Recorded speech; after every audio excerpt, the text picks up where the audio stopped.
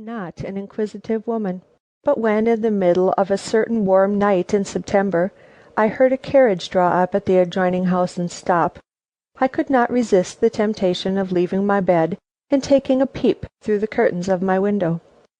First, because the house was empty, or supposed to be so, the family still being, as I had every reason to believe, in Europe; and secondly, because, not being inquisitive, I often miss in my lonely and single life much that it would be both interesting and profitable for me to know. Luckily I made no such mistake this evening. I rose and looked out, and though I was far from realizing it at the time, took by so doing my first step in a course of inquiry which has ended.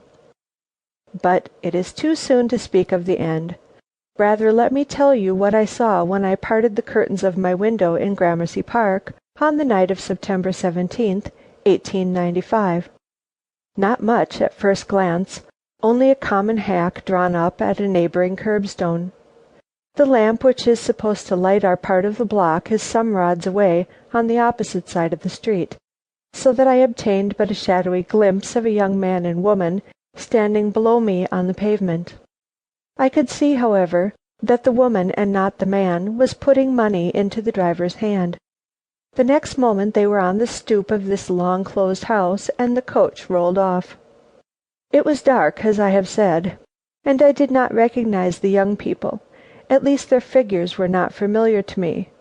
But when, in another instant, I heard the click of a night key, and saw them, after a rather tedious fumbling at the lock, disappear from the stoop, I took it for granted that the gentleman was Mr. Van Burnham's eldest son, Franklin, and the lady some relative of the family, though why this most punctilious member should bring a guest at so late an hour into a house devoid of everything necessary to make the least exacting visitor comfortable, was a mystery that I retired to bed to meditate upon.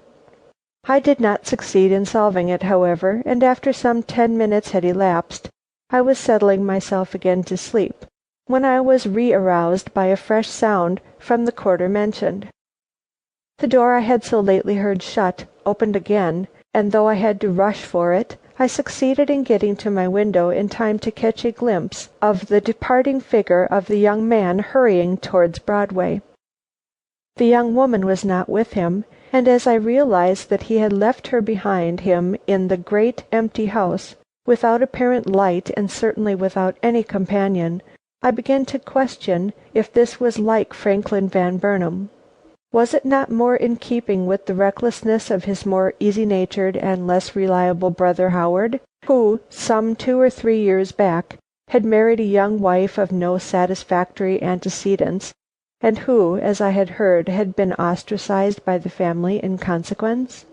Whichever of the two it was, he had certainly shown but little consideration for his companion, and thus thinking I fell off to sleep just as the clock struck the half hour after midnight.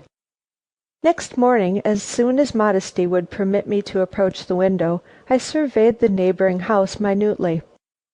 Not a blind was open, nor a shutter displaced. As I am an early riser, this did not disturb me at the time, but when after breakfast I looked again and still failed to detect any evidences of life in the great barren front beside me, I began to feel uneasy. But I did nothing until noon, when going into the rear garden and observing that the back windows of the Van Burnham house were as closely shuttered as the front, I became so anxious that I stopped the next policeman I saw going by, and telling him my suspicions, urged him to ring the bell. No answer followed the summons. "There is no one here," said he. "Ring again," I begged. And he rang again, but with no better result. "Don't you see that the house is shut up?" he grumbled. "We have had orders to watch the place, but none to take the watch off." "There is a young woman inside," I insisted. "The more I think over last night's occurrence, the more I am convinced that the matter should be looked into."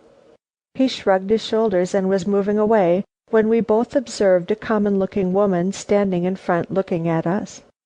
She had a bundle in her hand, and her face, unnaturally ruddy though it was, had a scared look which was all the more remarkable from the fact that it was one of those wooden-like countenances which under ordinary circumstances